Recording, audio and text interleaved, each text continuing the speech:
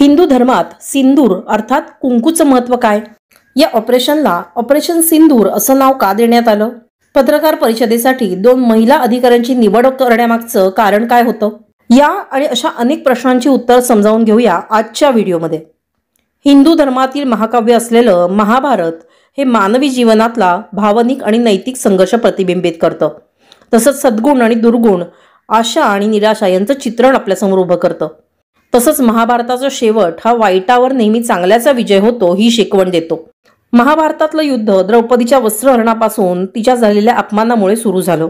त्याचप्रमाणे लष्कर-ए-तोयबा आणि जैश-ए-मोहम्मदच्या दहशतवाद्यांना पहलगाममध्ये भारतीय महिलांच्या कपाळावरचं सिंदूर अर्थात कुंकू पुसण्याची किंमत ही ऑपरेशन सिंदूरच्या माध्यमातून मोजावी लागली.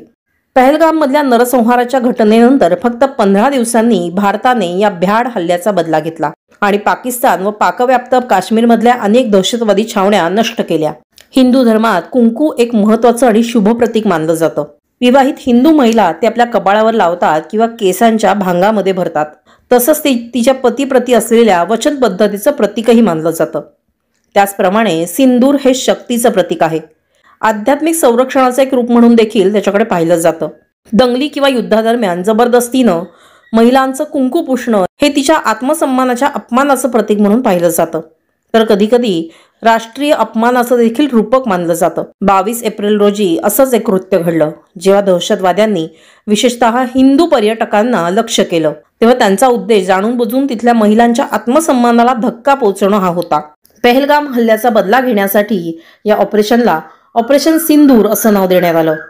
दहशतवादी गटांना आणि त्यांना पाठिंबा देणाऱ्या राष्ट्रांना प्रतिकात्मक संदेश देण्यासाठी हे नाव काळजीपूर्वक निवडण्यात आलं होतं. या ऑपरेशनद्वारे पाकव्याप्त काश्मीर आणि पाकिस्तानमध्ये झालेल्या हल्ल्यामुळे भारतीय सशस्त्र दलांनी हिंदू महिलांच्या कपाळावरचं सिंदूर पुसणाऱ्या दहशतवाद्यांच्या भ्याड कृत्याला चोख प्रत्युत्तर दिलं. यानंतर भारताकडून दहशतवादी गटांना आणि त्यांना पाठिंबा देणाऱ्या राष्ट्रांना एक मजबूत संदेश देणाऱ्या पत्रकार परिषदेचं नियोजन करण्यात आलं होतं आणि त्याचं नेतृत्व करण्यासाठी 2 महिला अधिकाऱ्यांची निवड करण्यात आली. कर्नल सोफिया कुरेशी आणि विंग कमांडर व्योमिका सिंग यांनी या पत्रकार परिषदेला संबोधित केलं. त्यांच्या उपस्थितीनं राष्ट्रीय आणि आंतरराष्ट्रीय पातळीवरती एक स्पष्ट संदेश दिला. तो असा होता की भारतीय महिला या केवळ बळी किंवा पीडिता असू शकत नाहीत, तर वेळ आलीच तर त्या दुप्पट ताकदीनं प्रतिकार करण्यास सक्षम आहेत. कुंकू लावलेल्या आपल्या कुटुंबासह पहलगाममध्ये असणारी महिला आणि दुसरी तशीच सिंदूर लावणारी पण त्याचबरोबर देशाच्या ताकदीला लष्करी गणवेशासह समोर आणणारी ही स्त्रियांची 2 आदर्श रूपं आहेत. एक पालनपोषण करणारी तर दुसरी रक्षक. दहशतवादी अनेकदा महिलांचा बळी किंवा मानवी ढाल म्हणून वापर करतात, पण भारत मात्र नेहमीच महिलांना सशक्त आणि प्रतिकाराचं सक्षम प्रतीक मानतो आणि तेच आपल्या कृतीतून सूचित करतो. ऑपरेशन सिंदूरच्या माध्यमातून सर्वांनाच असा स्पष्ट संदेश देण्यात आला की महिला या कधीच असहाय्य असू शकत नाहीत. त्यांच्या वाटेला जर कोणी गेलं तर त्या दुर्गेच्या रूपात दहशतवादासारख्या राक्षसाचा निर्भीडपणे प्रतिकार करतात.